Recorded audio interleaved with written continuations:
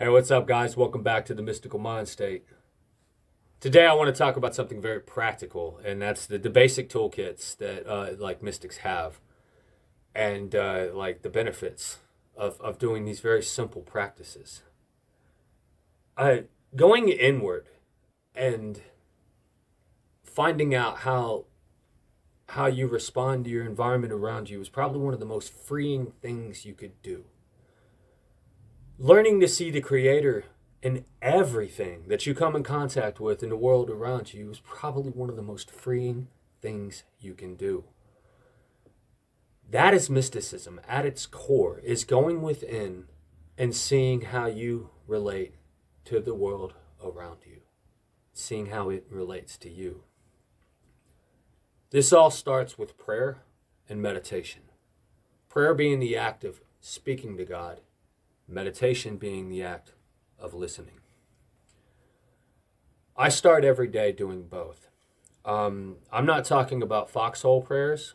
At some point, I'll do a really in-depth video on prayer and meditation and some of the ins and outs of it, but this is just kind of a blanket video that I'm doing to get people started. But Foxhole Prayers are when you're like, God, if you get me out of this, I'll do this. Or your Santa Claus prayers, like, you know what I'd really like, God? You sound like a trap rapper at that point. Like, all I want for Christmas is like that's not prayer. Like, prayer is setting your intention and deciding how you're going to move forward into the world for the day. And meditation is finding the calm that permeates all things. That way you can become aware of it in other aspects of your life. So I wake up every morning and I set aside at least 20 to 30 minutes, usually more. But that's always the first thing I do. I sit down and I get in the prayer posture that's common amongst Muslims when they practice Salat, just because it resonates with me for some reason. And Muslims are really good at praying.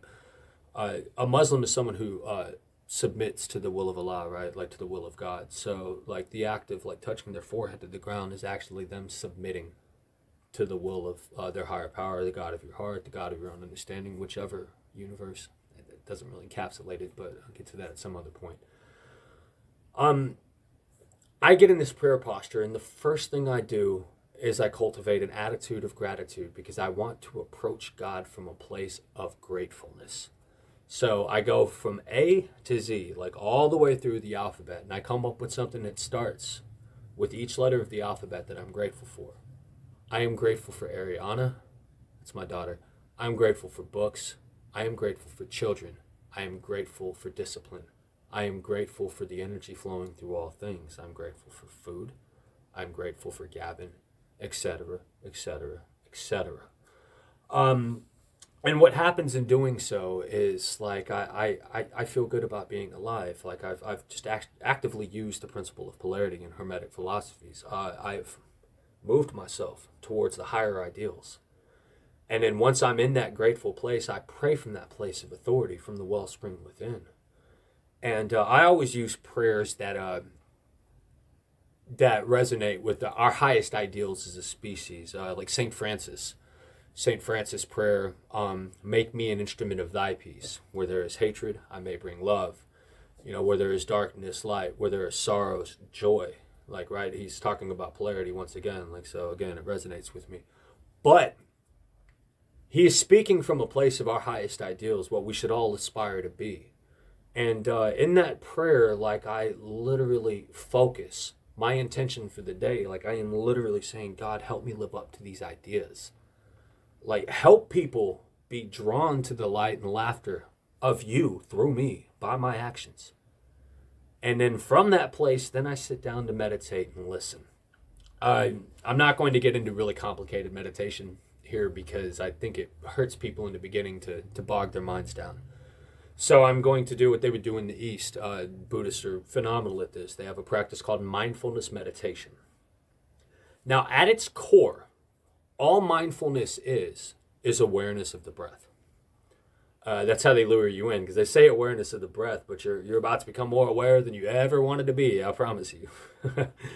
But what you'll do is you'll breathe in through your nose, and you'll fill your nostrils, you'll feel your throat, you'll feel your chest, and then you'll feel it like in your diaphragm. And then you'll feel it coming back out. Do that for a couple of rounds. In, out. Feel that air coming into you. As you come into yourself, as you come into this moment. Right? It's good to be alive. Then they focus on the breath coming through the nostrils. In, out. The beginner's way is to count to 10.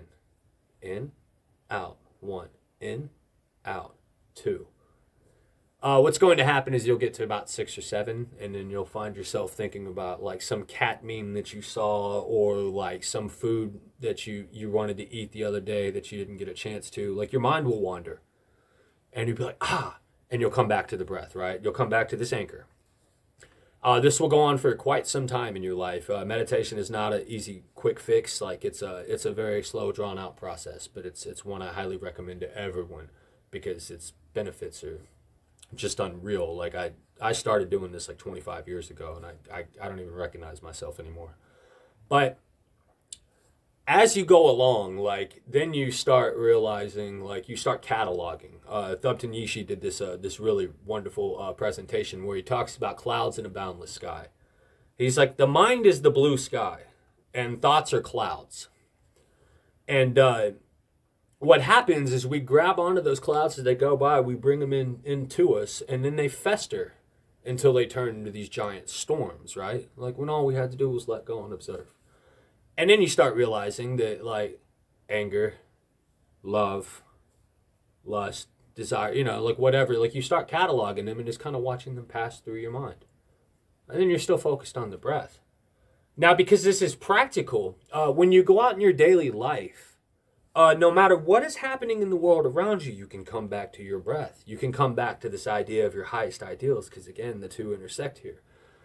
And is this the way that I want to carry on my day? Is this in tune with what my intention for today is? Okay, then you can respond in a way that is healthy and positive, and you can be that example of light and love.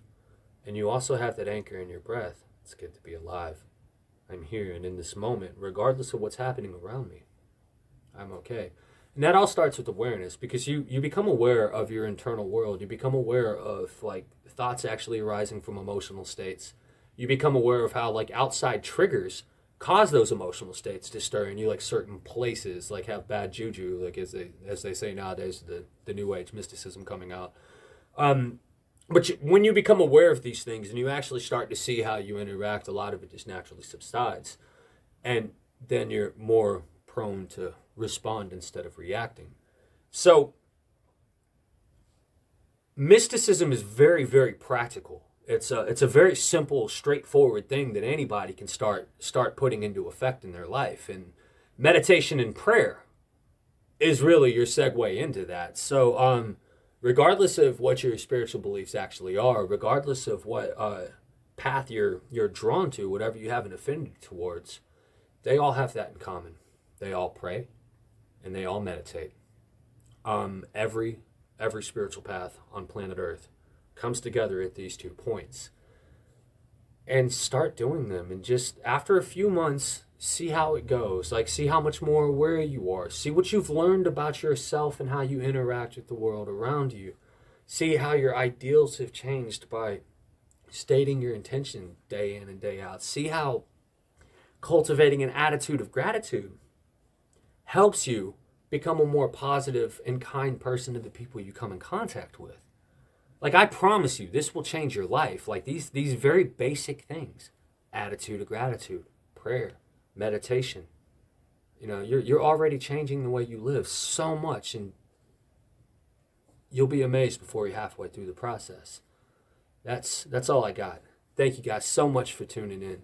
As always, I'm on every social media site you can think of. I'm on Facebook as Mystical Mind State. I'm on Instagram as the same thing. I even have a Tumblr account called Brother Hermes, right? You can also look me up on mysticalmindstate.com. You can mash that button and like and subscribe and hit me up for more videos. I love doing this. You can hit me up on any one of these sites if you got any sorts of questions or anything you want to talk about. Like, I'll chop it up with you. I'm real down to earth. I'm a humble cat. Like, I love doing this. It's my way of giving back to the community. As always, peace be with you all.